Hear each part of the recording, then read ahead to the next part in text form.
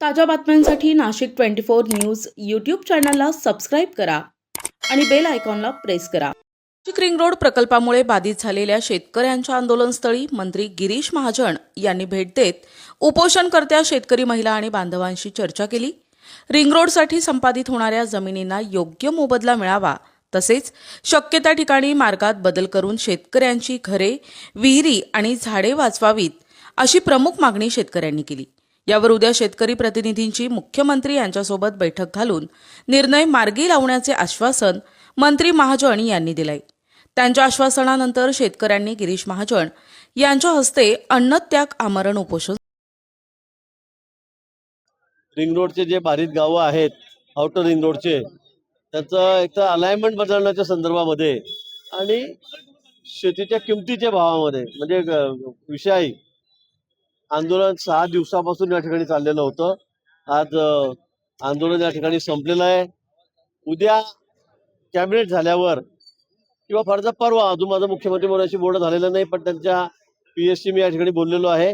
उद्या कॅबिनेट झाल्यावर 3-3:30 वाजता किंवा परवा माननीय मुख्यमंत्री मोदयांसोबत यांची बैठक त्या ठिकाणी होईल।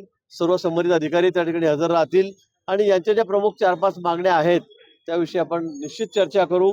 अलाइनमेंट बदलाबदलीमुळे काही लोकांची जास्त घरं त्या ठिकाणी जात आहेत, नुकसान होतंय, विहिरी जात आहेत।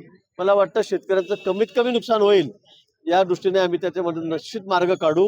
उद्या माननीय मुख्यमंत्री महोदय, संबंधित सर्व अधिकारी, त्या विभागाचे अधिकारी, सेक्रेटरी या बैठकीला हजर राहतील। MSIDCचे अधिकारी हे सुद्धा या बैठकीला हजर राहतील आणि आपण चांगल्यात चांगला मार्ग काढण्याचा यातून प्रयत्न करू। अधिकाऱ्यांकडनं जे अधिकारी प्रांताधिकारी आहेत त्यांच्या संदर्भामध्ये ते व्यवस्थित बोलत नाही, थोडं आरोगन्सी आहे असं त्यांचं म्हणणं आहे। मागच्या काही वेळी सुद्धा थोडी वादावादी त्यांच्यामध्ये झालेली होती। निश्चित त्यांनाही समज दिला जाईल किंवा माननीय मुख्यमंत्री महोदयांच्या कानावर टाकल्यानंतर ते या संदर्भामध्ये काय कारवाई करायची, काय निर्णय घ्यायचा ते घेतील। महाराष्ट्र राज्याचे मुख्यमंत्री देवेंद्रजी फडणवीस यांच्यावर महाराष्ट्रातल्या शेतकऱ्यांचा विश्वास आहे। गिरीश भाऊ त्याच्यामध्ये आहेत, पण काय होतं, गिरीश भाऊंचं ते खातं नसल्यामुळे अडचण येत होती।